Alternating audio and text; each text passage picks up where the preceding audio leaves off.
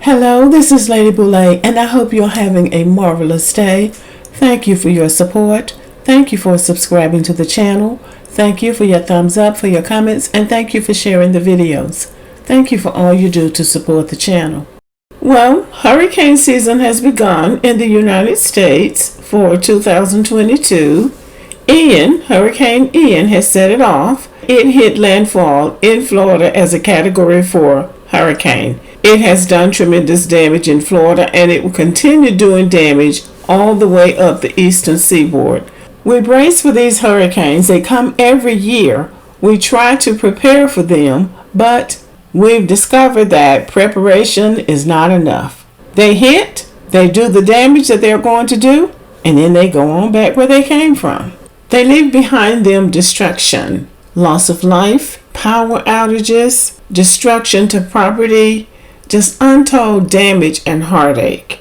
If you are a descendant of slaves in the United States or the Caribbean for that matter, you should view these storms as spiritual events.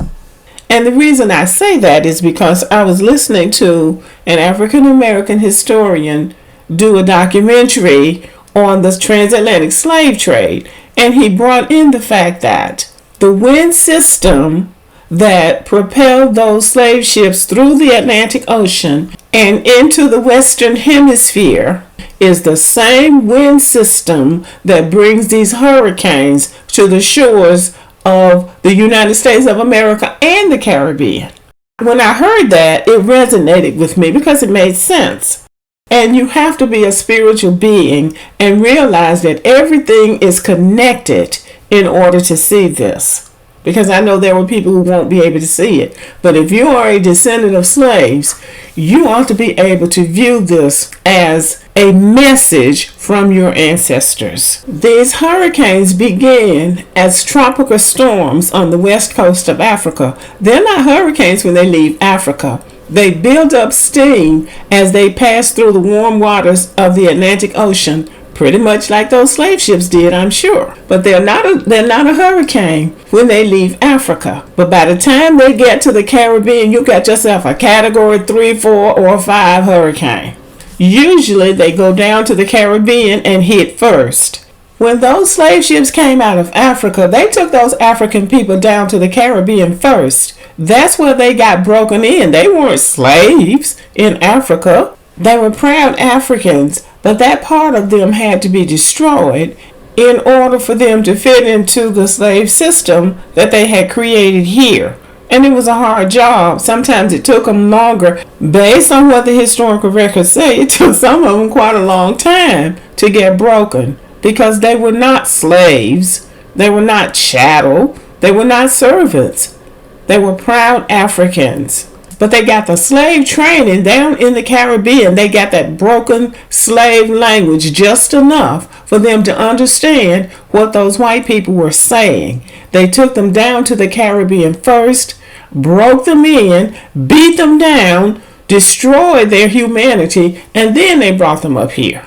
Those storms go down to the Caribbean. They hit down to the Caribbean. They do damage down to the Caribbean. Then they come up to the United States along the eastern coast where those slave ships docked, and they do damage in the United States, and then they go back out to sea. We don't know when they're coming again, how long it's going to take them to get here, where they're going to hit first, how long they're going to stay, and we don't know how much damage they're going to do. But what we do know is that they'll be back. So this is a spiritual event disguised as a natural disaster, and it should be instructive for those of us who are descendants of slaves.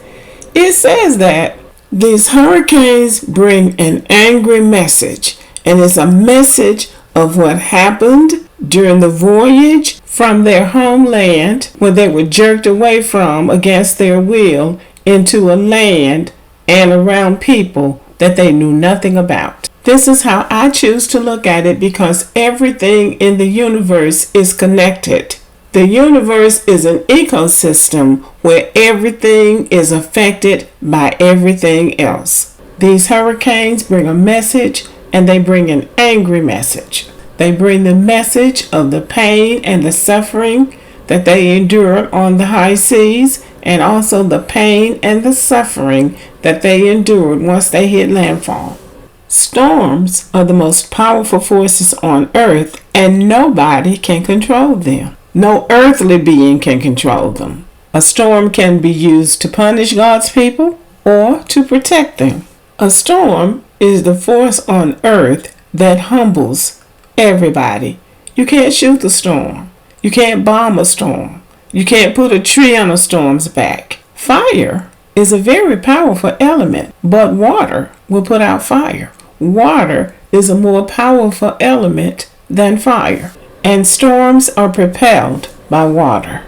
So coming back in the hurricane is poetic justice. There's no way that you can punish a storm. A storm does tremendous material damage. The slave system was about economy and materialism.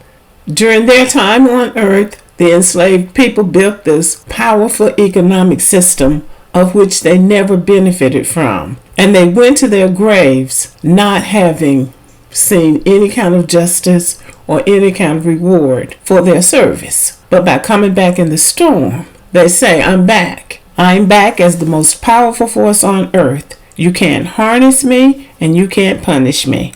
These storms do untold economic damage to this country. And when one of these hurricanes passes, all anybody can do is shake their head and be thankful that it didn't do any more damage than it did. So there's nothing you can do with a storm but ride it out. In the South, back in the day, they said, when the storm is raging, God is at work. Be still and be quiet. It's a spiritual message disguised as a natural disaster. It says, I'm in the storm and you can't do nothing about it. That's what the Spirit is speaking to us. So for the 246 years that they spent in chattel slavery, and then another 90 or 100 years they spent in Jim Crow slavery, there was nothing they could do about it. And anything that they tried to do, there was a punishment involved. But now, when they come back through the storm, there's nothing anybody can do about it.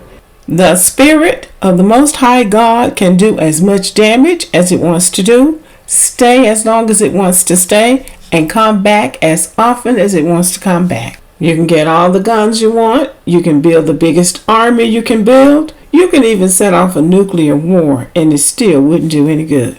The Spirit of the Lord has spoken. Thank you for listening. Subscribe to the channel. Give me a thumbs up. Leave a comment. Share the video. And as always, have a great day.